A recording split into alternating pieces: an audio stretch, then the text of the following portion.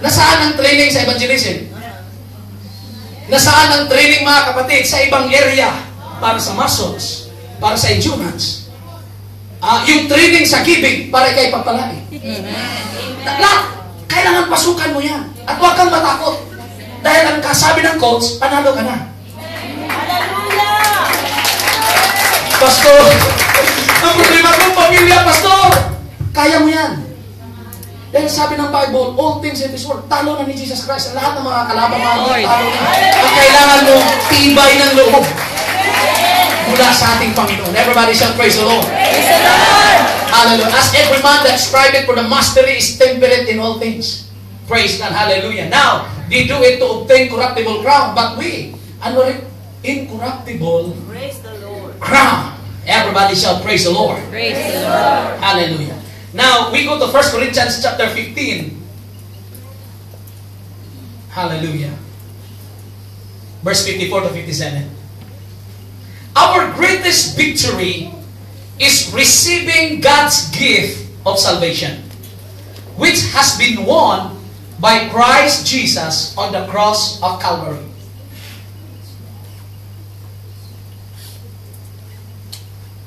Okay, verse 54.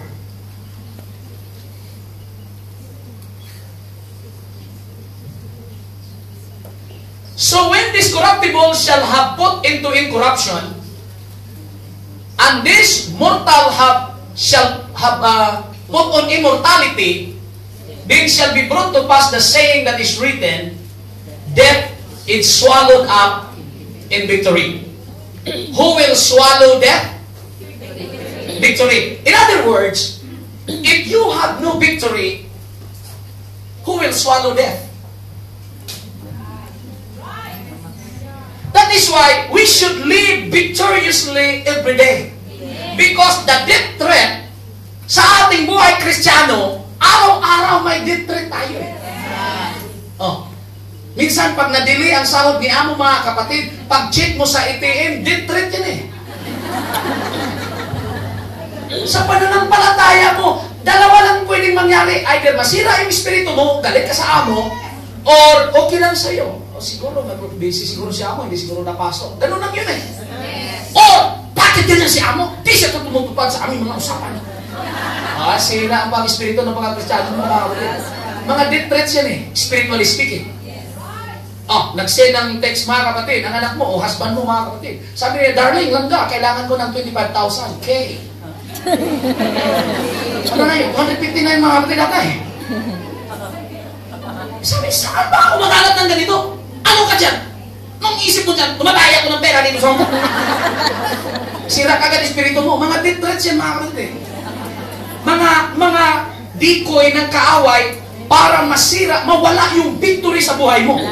So when victory is lost, who will swallow death? Verse 55. Okay, mga lalaki, malapit na matapos. O death, where is thy sting? O grave, where is thy victory? Alam niyo mga kapatid, araw-araw, nananalo talaga ang simenteryo. Alam niyo ba yan? Ngayon, nakipagbakbakan pa po tayo. Pero marami na pong tao ngayon, hindi nakagising sa umaga. Celebrate ang simenteryo. Ang mga negosyante ng kandila, bulaklak.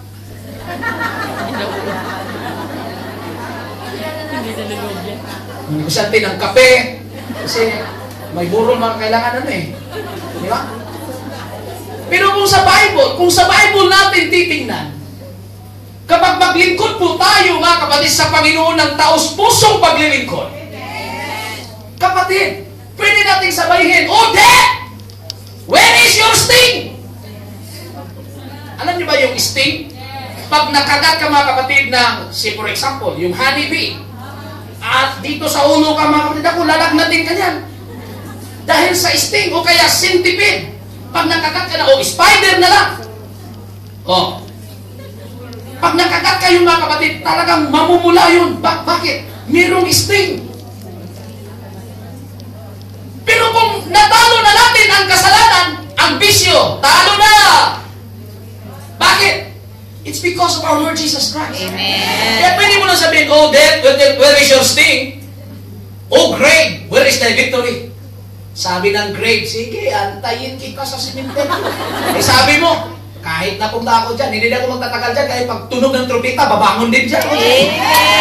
Diba? Because you have eternal life. Amen. Jesus. Verse 56, sabi ng Bible, the sting of death is sin. Ngayon, napag-usapan natin itong mabuti. Ano daw? The sting of Ang death. kamandag ng kamatayan ay kasalanan. O sino sa dito ang walang kasalanan? Taas ang kamay. Ha?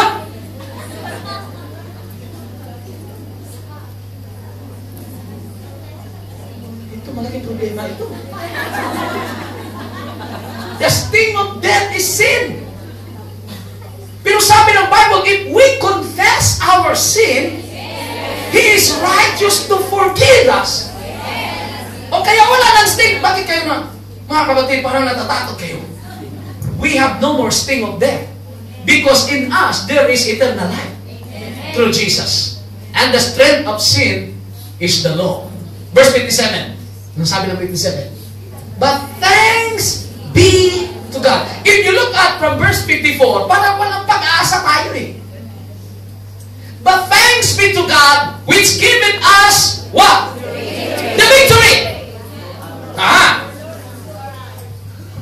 Through our God, we do valiantly. Why? We have the victory through our Lord Jesus Christ. Hindi po sa pera. Hindi po sa posisyon. Hindi po sa mga business. Kundi sinabi ng Bible, salamat sa Panginoon na ibinigay niya sa atin ang tinatawag na tunay na tagumpay. This is the biblical definition of victory, how to defeat sin and death. Mga kapatid, papasalamat ako sa Panginoon. Katanggap ako ng bonus. Next week, Pastor, wala, kulang yung bonus ko. So yung victory mo is good for 1 week.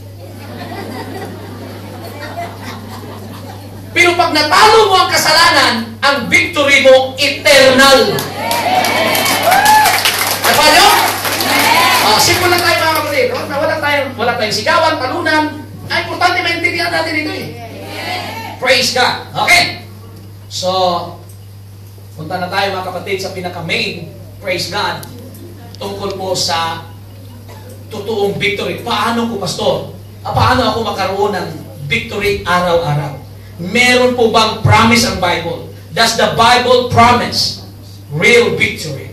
Okay, let's go to 1 John chapter 5 verse 4. Praise God, at dyan ako magtatapos. Pero ang problema, mahaba po ito.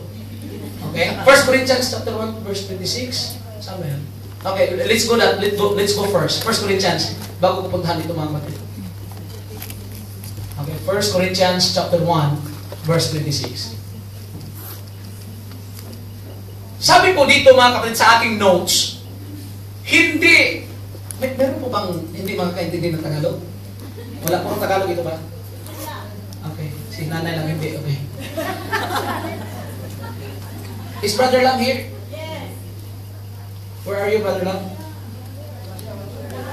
Wala. Okay.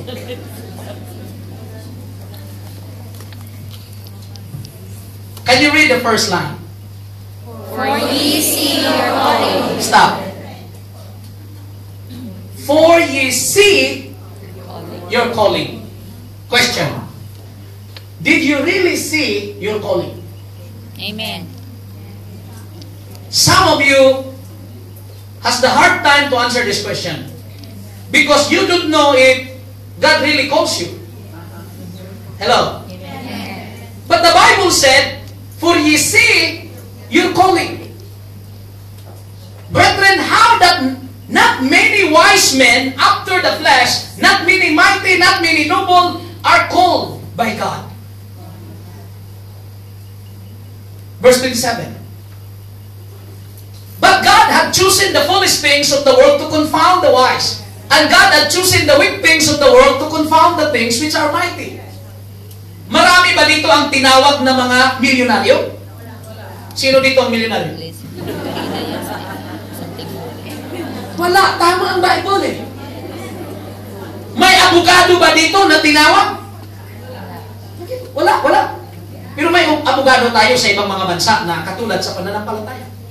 Meron po bang senador dito? Siguro mahirap yun. Siguro barangay tanod, pwede.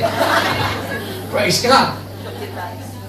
So, if you see your calling, not many of us are mighty. Not many of us are influential.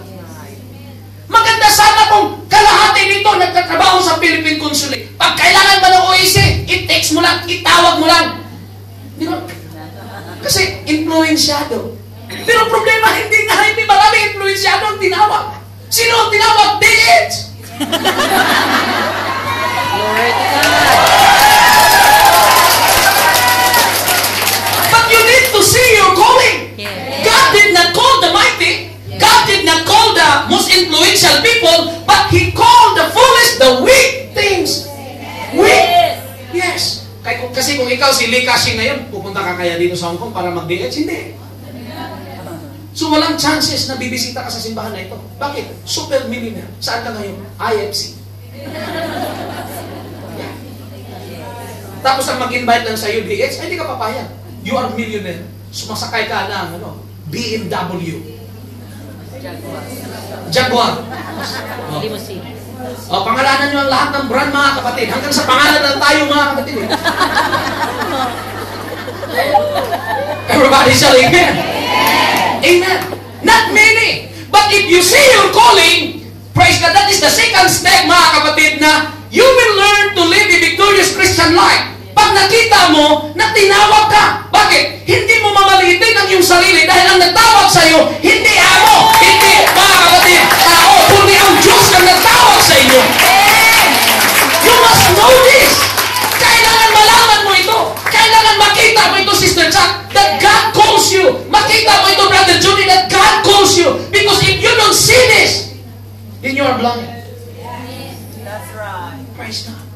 Para bang, totoo kaya na sasagot ang Diyos sa prayer? Bakit? Parang feeling ko lang na narinig ka niya ako.